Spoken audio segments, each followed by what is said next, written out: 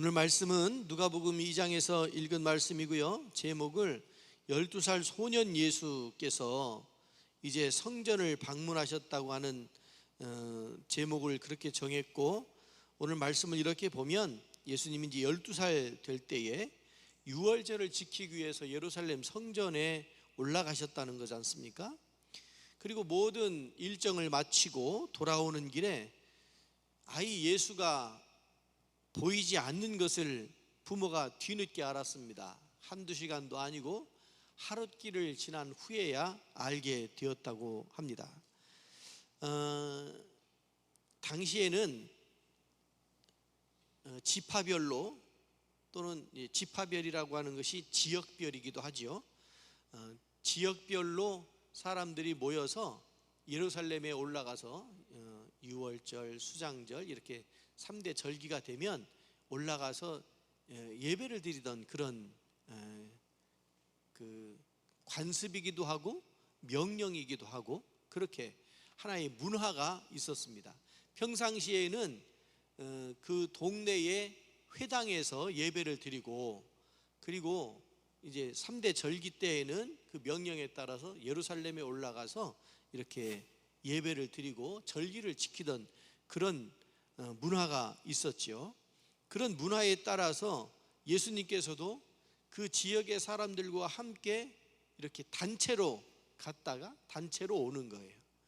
그러니까 동네 사람들이 다 친척이기도 하고 이웃이기도 하고 늘 그냥 거기에 같이 있겠거니 하고 일정을 마치고 그냥 오는 거예요. 그러니까 내 눈에 안 보여도 늘 근처에 있거나 친척들이나 친구들이나 또래들과 이렇게 함께 다녔었던 거지요. 그렇게 다녔기 때문에 이 부모가 큰 걱정을 하지 않고 하루 동안이나 보이지 않았어도 찾지를 않았지만, 이제 예수님이 계속 보이지 않으니까, 아들 예수가 계속 보이지 않으니까 이제 사람들에게 수소문을 하고 그렇게 아이 예수, 12살 된 아이 예수를 찾았던 거 아닙니까? 이스라엘 사람들은요, 이제 우리가 5월이 되면 어린이 주일부터 시작해서 가정의 달이어서 여러 기념 주일들을 지키기도 하고 특별히 이제 그런 관심들을 가지게 되는데, 우리가 오늘 말씀을 이제 초점을 예수님께서 성전 중심으로 말씀 중심으로 사셨다고 하는 것과 또 가족들 중심으로 이렇게 사셨다고 하는 것, 그리고 이제 말씀, 교육 이런 것들로 접근할 수도 있겠습니다. 예수님이 사시던 그때 당시에는 유대인들에게 어떤 그 관습이 있었느냐면, 그 나이에 따라서 그때가 되면 해야 되는 일이 있었습니다. 우리도 그런 게 있지요. 우리는 태어나면 뭐 하나요? 태어났다고 금줄 띄우고, 그 다음에 100일 되면 또 1년이 되면 잔치를 하죠. 그리고 때가 되면 학교도 가고 배움의 길을 걷기도 하고, 또 우리는 성년이 몇 살이 성년인가요? 성년이 되고 또 이제 결혼하고, 이게 생애 주기에 따라 가지고 쭉 기념을 가져요. 그리고 이제 환갑도 지내고 칠순도 지내고, 요즘에는 그런 거 다 이제 없어지고 안 하는 그런 문화가 됐지만, 이게 인생을 이렇게 절기에 따라 가지고 그 때가 되면 이런 일들을 해야 되는 것들이, 그냥 우리는 그냥 이렇게 생애 주기에 맞췄지만 성경을 보면 분명하게 어떤 특정한 시기가 되면 어떤 일들을 성경적으로 신앙적으로 어떤 일들을 해야 되는 그런 규정이 있었단 말이에요. 그게 뭐냐면, 할례는 며칠 만에 받죠? 이거 다 아시죠? 할례는 며칠? 낳은 지 8일 만에 할례를 행해요. 그리고 낳고 난 다음에 40일이 되면 정결 예식을 가지게 되었어요. 아마 제 생각에 40일이라고 하는 숫자가 어떤 의미가 있겠지만, 여러분 옛날에는 영아 사망률이 높았잖아요. 그러니까 40일 살면 이제 살겠다 싶었는지도 모르겠어요. 그래서 정결 예식을 갖게 하고, 3살이 되면 이렇게 옷을 입히는데 밑에 이렇게 단 밑에 술이 달린 그런 옷을 입히고, 5살이 되면 모세오경을 어머니가 가르쳐야 되는 의무가 있었다는 거잖아요. 모세오경이 하나님 말씀이기도 하고 율법이기도 하고 그렇잖아요. 이거를 어머니가 의무적으로 가르쳐야 되는 거예요. 모세오경뿐만 아니라 시편, 또 여러분 그런 말씀 들어보셨죠? 쉐마 교육, 하나님의 말씀을 가르치는 들으라 이스라엘이여 하고 주셨던 그런 율법들을 외우게 하고 가르치게 한 거예요. 그러니까 이스라엘 민족은 교육적으로 굉장히 탄탄한 그런 교육 시스템을 가지고 있었죠. 5살 때 그렇게 하고 6살이 될 때까지는 부모는 자녀의 필요한 것들을 다 채워줘야 되는 의무를 가지게 된 거예요. 그게 6살 때까지였다는 거예요. 그리고 10살이 되면 모세오경, 또 구전되어 오는 율법, 그 율법을 이렇게 설명해 주는 보조 자료가 되는 미시나, 이런 것들을 가르쳐야 됐다는 거잖아요. 이걸 다 배우고 성장을 하는 거예요. 여러분, 우리가 조기교육이라는 말도 쓰고 학교 교육도 또 이렇게 학원에서도 공부하고 여러 가지 그 예체능 같은 그런 교육들도 많이 하지만, 이스라엘 민족이 뛰어난 것은 어렸을 때부터 하나님의 말씀을 들려주고 그것을 외우게 하고 그렇게 했기 때문에, 이스라엘 민족이, 이거 사람들은 유전적으로 어떻다 그러지만 유전도 있지요. 물론 있지요. 계속 공부했던 그런 유전적인 것들도 있지만 어려서부터 그것을 깨우쳐 주는 거예요. 그냥 방치하거나 그냥 노동 현장으로 끌고 가서 그것만 하는 게 아니고 배움의 길을 걸었던 거 아니겠습니까? 그렇게 해서 13살이 되면 이스라엘은 성년식을 하게 되었습니다. 13살이 되면 성년식이 되는 거예요. 그래서 12살까지는 아이를 노예로도 팔 수 없도록 법이 그렇게 규정되어져 있었다고 하는 거잖아요. 그러니까 성년이 되기 바로 전 12살 때 예수님이 지금 예루살렘을 방문한 거잖아요. 부모님들과 함께 예루살렘에 방문을 하여서 거기에서 하나님의 선택된 자녀로서 사는 것이 얼마나 영광스러운 일인지, 그리고 또 그것에 맞도록 율법을 엄격하게 지키고 준행하는 삶을 살아야 한다라고 하는 것을 12살 때까지 이걸 다짐을 시키는 거예요. 그렇게 하고 성인식을 갖는 거예요. 그러니까 이스라엘에 있어서 성인이 된다고 하는 것은 자기 마음대로 해도 되는 것처럼, 우리 식으로 말하면 성인이 된다고 13살이면 한참 사춘기 아닙니까? 중2병 한참 사춘기 아닙니까? 반항해도 되는 것이 아니고 자기 마음대로 되는 것이 아니고, 그 이전에 그런 생각이 참, 그러니까 유대의 교육이 굉장히 깊이가 있어요. 사춘기가 돼서 그렇게 독립적인 반항적인 질풍노도의 그런 과정이 오기 전에 이미 그의 교육을 시켜서 흔들리지 않도록 만들어 준 거잖아요. 그게 신앙교육이고 성경을 통해서 가르친 그런 내용들 아니겠습니까? 12살이 성년이 되기 직전까지 이제 유월절을 지켜가는 그런 모습을 보게 돼요. 그래서 예수님께서 예루살렘에 가신 것도 그런 성년식을 앞둔 일종의 통과의례지요. 통과의례 같은 그런 교육 시스템 안에 이렇게 행해졌던 거예요. 그러니까 우리가 보통 예수님 출생하실 때 헤롯이 죽이려고 쫓아다녔다, 뭐 베들레헴 뭐 이런 얘기들이 있고, 그 다음에 12살이 되어서 여기 예루살렘에 갔고, 그 다음에 이제 공생애가 되어서 세례 요한을 만나고 세례 요한으로부터 세례를 받고 하는 요 과정으로 이렇게 건너뛰잖아요. 그 중간에 기록들이 없으니까 뭐 했을지 굉장히 궁금하단 말이에요. 그런데 이렇게 당시의 유대인들이 그 나이대가 되면 무엇을 했는가를 알면 예수님도 그 고향 나사렛에서 별 이렇게 다른 그런 교육 시스템 안에서 성장을 했다라고 이렇게 볼 수밖에 없지 않겠습니까?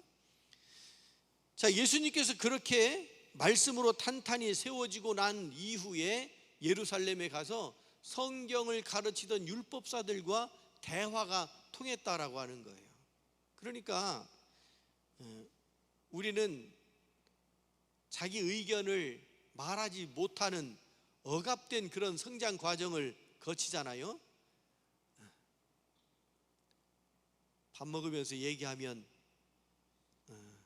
혼났지요. 그리고 어른이 말씀하시는데 자기 의견을 내놔도 말대꾸 한다고 혼났지요. 이런 권위의식이 강한 사람들이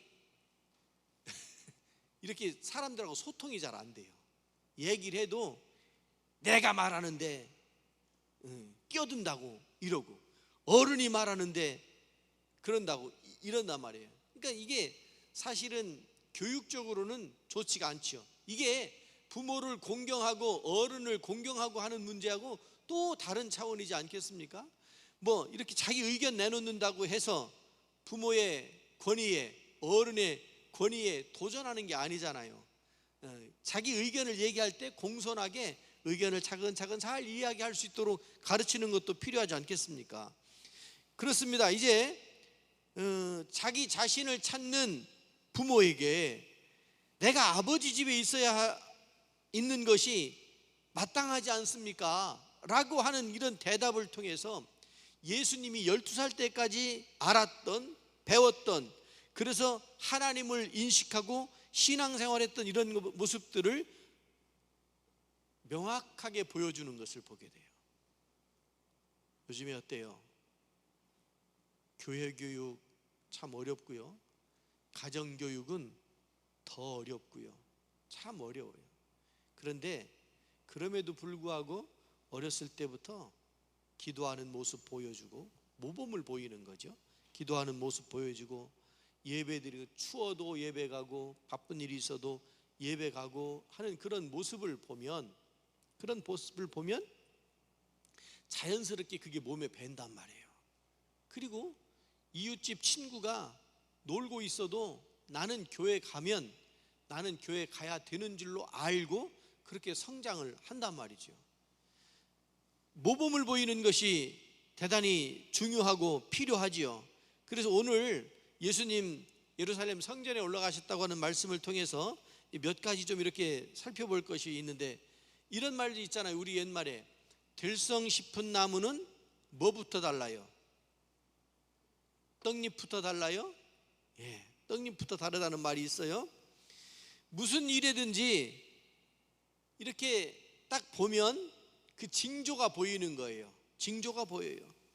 어린 사람에게 있어서도 어떤 말을 사용하는지, 어떻게 가르쳐지는지, 어떤 성장 과정을 거치는지, 이런 것들을 통해서 그의 삶이 그려지게 되는 거죠.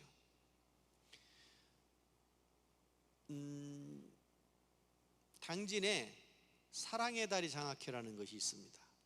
당진 교회에서 제가 부목사 하면서 그걸 이제 설립, 물론 담임 목사님이 지시하셔서 그 설립을 하고 조직하고 후원회 만들고 사업들을 쭉 진행을 하고, 그 다음에 대상자들을 선정하는데, 대상자들은 누구냐면 초등학생까지, 뭐 또 이렇게 좀 융통성을 발휘해서 중학교 1, 2학년 정도까지 그 아이들 중에 참 어렵게 사는 사람들이 있어요.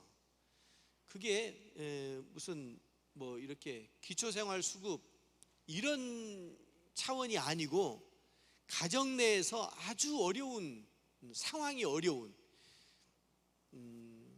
부모님이 알코올릭인 경우가 참 아이들이 아주 어려워요. 그 아이들에게요, 현금으로 주면, 현금을 주어서 복지적인 것을 누릴 수 있게 해주면 그 돈이 누구에게로 가요? 그래서 그런 집들은요, 현금을 주면 안 돼요. 아버지가 뺏어가지고. 어느 가정은 이렇게 가정 방문을 했더니, 와, 이거는 뭐 그 굴뚝이에요, 굴뚝.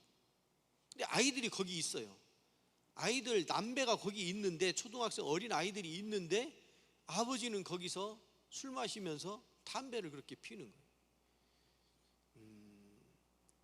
대물림이라는 말을 쓰잖아요. 대물림. 여러분, 이 대물림이 굉장히 중요한데, 이런 가난의 대물림뿐만 아니라 그런 어떤 정서적인 것, 가정의 어떤 상황적인 이런 것들이 그대로 대물림되는 걸 보고 너무너무 안타까운 거예요. 정말 그것도요, 벌써 20년이 지난 이야기여서 상황이 또 달라졌지만, 지금은요, 그렇게 방문하기도 어렵고 접근하기도 어려워요. 부모들이 이걸 차단해요. 우린 필요 없다고. 그러면 필요 없다고 하면서 그럼 책임을 지고 잘 양육을 해야 될 텐데, 그것도 못하면서 이거를 차단시켜요. 그런 그 장학회를 하면서 참 많은 경험들을 보고 많은 가정들을 방문하면서, 그런데 그런 중에도 보면 할머니 밑에서 성장하는 아이들이 있어요. 저 그 정미면에, 어디라고 얘기하면 하긴 뭐 그 아이가 벌써 성장해가지고 결혼도 했겠네. 그 사성리라고 있어요.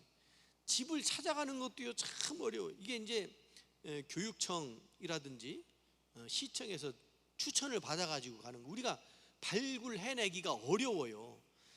그러니까 그렇게 추천 받아가지고 찾아가서 돌보고, 어른들 1대1로 이렇게 결연시켜주고, 때가 되면 그 아이들 요맘때쯤 되면 5월달 되면 하루 날 잡아가지고 저 남산타워도 데리고 가고, 어떤 문화체험 같은 것들도 할 수 있도록 어머니가 되어주고 부모가 되어줘서 근데 그 아이 하나는 할머니하고 단 둘이 사는데, 할머니는 늘 밭에 가서 일하고요, 이 아이는 학교 갔다 오면, 그런데 얼마나 착실한지, 그리고 또 똑똑하더라고요. 벌써 눈동자가 달라요. 아이들 보면, 제가 앞에서 말한 그 가정은 애들이 눈이 다 풀려 있어요. 근데 이 아이는, 할머니하고 사는 이 아이는 눈동자가 살아있더라고요. 그러니까 훨씬 더 관심이 많이 가고, 여러분, 어렸을 때부터 떡잎을 보면 안다고 그러는데, 그 떡잎을 어떻게 가꿀 것인지가 우리에게 주어지는 일 아니겠습니까? 여러분, 요셉과 마리아가 예수를 기를 때, 성장시킬 때, 아이 예수를 성장시킬 때 그냥 그렇게 방치하거나 그러지 않았다는 거죠.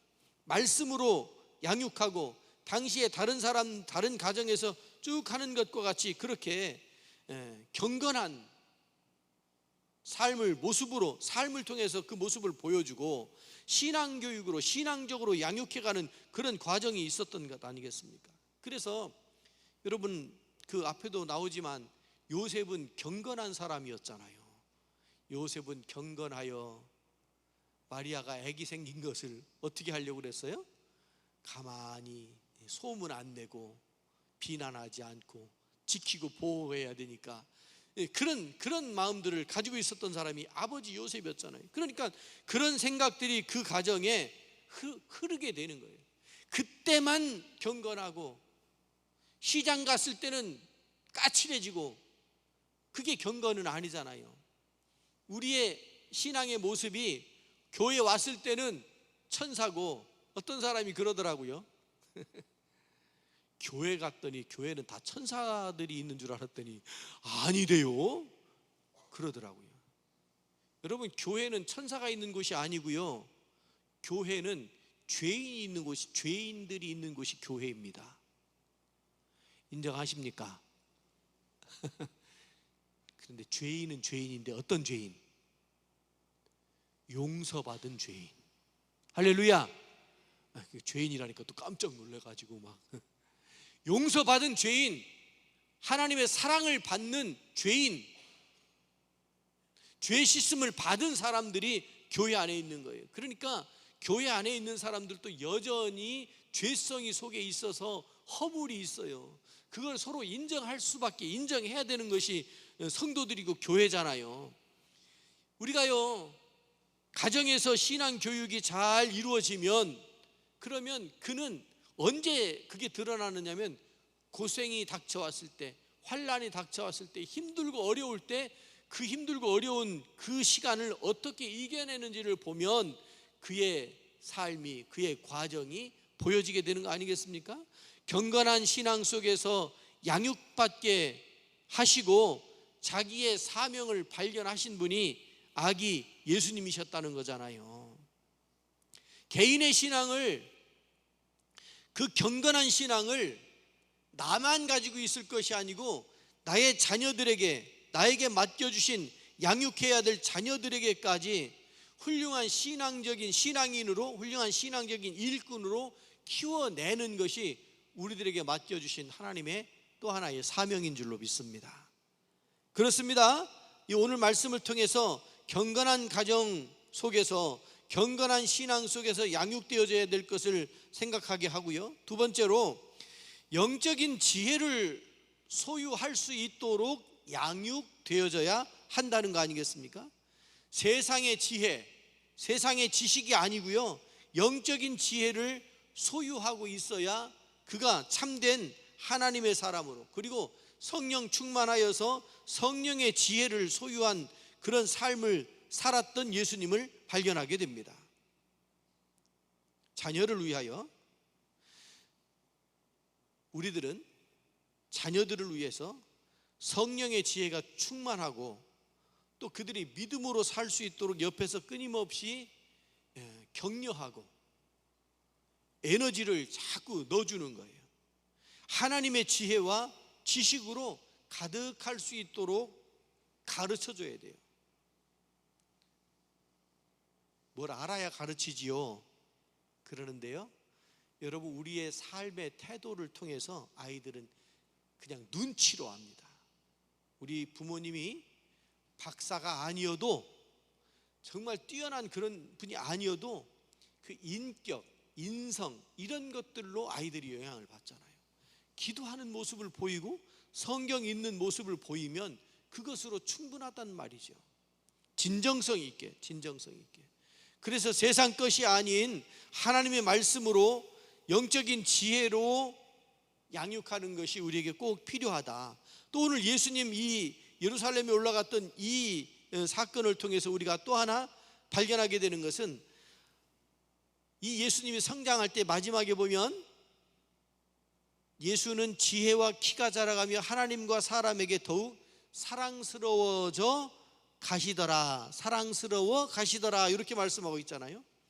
하나님과 사람에게 사랑스러운 자로 성장할 수 있도록 우리 자녀들을 그렇게 양육해야 된다는 겁니다. 예수님께서 하나님의 말씀에 순종할 뿐만 아니라 부모, 육신의 부모에게도 순종하는 사람이었다고요. 다들 예루살렘에 가는데 나는 가기 싫다고, 12살쯤 되면 그런 생각이 들 수도 있죠. 그런데 가자 그러면 당시에 뭐 분위기도 그렇고 문화도 그렇고 관습적으로도 그렇기도 해서 다 갈 수밖에 없었겠지만, 순종하는 그런 모습을, 부모에게, 육신적인 부모에게 순종하는 그런 모습을 보게 돼요. 그래서 예수님은 지혜와 키가 자라가면서 하나님과 사람 앞에 더 사랑스러워 가셨다고 이렇게 말씀을 하시잖아요. 그 순종이, 그렇게 몸에 밴 순종이 결국은 십자가를 지는 일까지 감당하게 된 줄로 믿습니다. 어느 날 갑자기 영웅주의, 영웅이 되고자 하는, 세상을 구원하겠다고 하는 그게 아니고요, 자라면서 자기 몸에 밴 대로 그 몸이 기억하게 하는 거예요. 몸이 기억하게 하는 거예요. 여러분 보면 이렇게 그 사회에 꼭 필요한 분들이 있잖아요. 험한 일들 하시는 분들, 소방관들, 경찰관들, 뭐 이런 분들, 이렇게 어떤 의인이라고 어떤 일이 있을 때 막 사람들을 구해내고 하는 사람들 보면 생각하고 고민하고 그러지 않잖아요. 그냥 뛰어들어가잖아요. 그게 뭐냐면 몸이 그렇게 기억하는 거예요. 몸이 기억하는 거예요. 우리는 신앙적으로 배우고 훈련하는 것이 필요합니다. 배우고 훈련하는 것이 필요해요.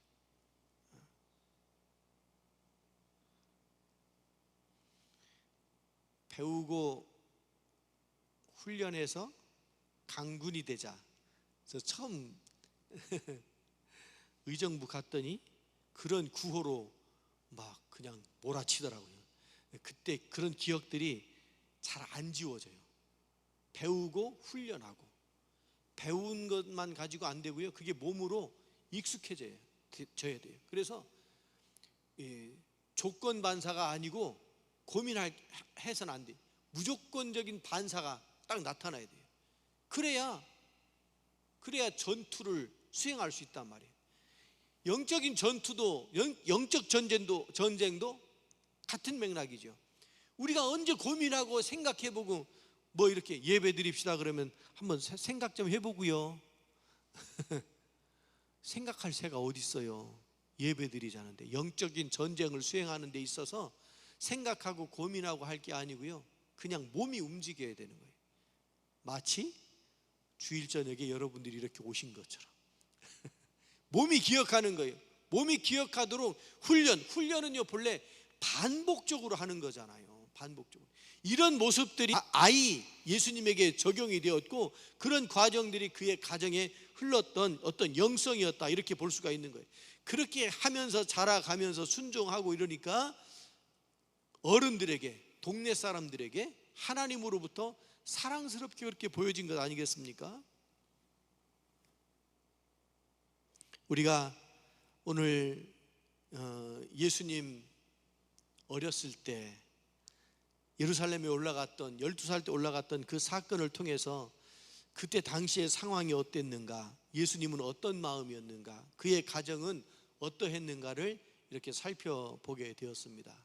오늘 지나면 이제 내일 모레 곧 5월이 되고, 5월이 되면 이런 자녀 양육이라든지 행복한 가정이라든지 부부 생활은 어떠해야 되는지, 이런 것들에 대해서 쭉 그런 주제로 말씀을 나누게 될 텐데, 여러분 가장 중요한 것이 있다면 그것은 바로 우리의 가정이, 우리의 가족, 우리의 특별히 자녀들이 믿음 안에 경건하게 세워져 가는 것이어야 될 줄로 믿습니다.